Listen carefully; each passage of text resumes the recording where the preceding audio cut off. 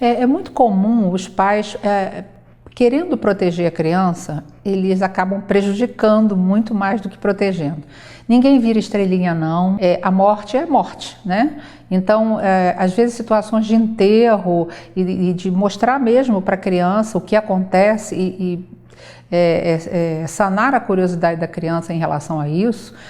Existe o nascimento, o crescimento e a morte. A criança vai vivenciar isso com animais, com pessoas da família. A criança, desde pequenininha, ela experimenta o aparecimento e desaparecimento das pessoas e das coisas.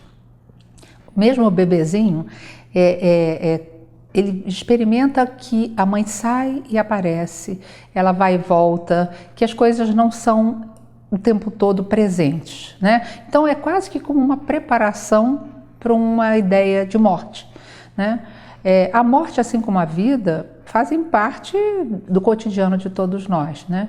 E quanto menos a gente valorizar no sentido de dramatizar a situação, né, da morte, claro que não é agradável, nenhum ser humano está preparado para a morte e os seres humanos têm dificuldade mesmo de lidar com a finitude, por isso eles têm filhos, por isso eles escrevem livros, por isso eles produzem arte, ciência, etc.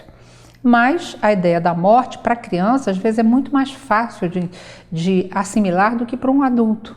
Então, se você fala de uma forma natural, mas claro, respondendo aquilo que a criança naquele momento do seu estágio de desenvolvimento, ela pode entender, a gente tem que ter esse cuidado, né? De responder para a criança aquilo que ela é capaz de compreender, mas sem mentiras.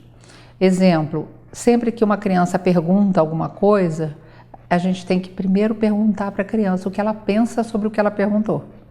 A partir daí a gente vai ter uma ideia até onde podemos ir nessa conversa, mas não omitir absolutamente nada. E não inventar histórias que jamais, depois isso vai ser pior, né? Porque a criança vai se deparar com uma mentira e aí ela perde toda a estrutura e o apoio, né? A segurança que os pais e a família possam dar.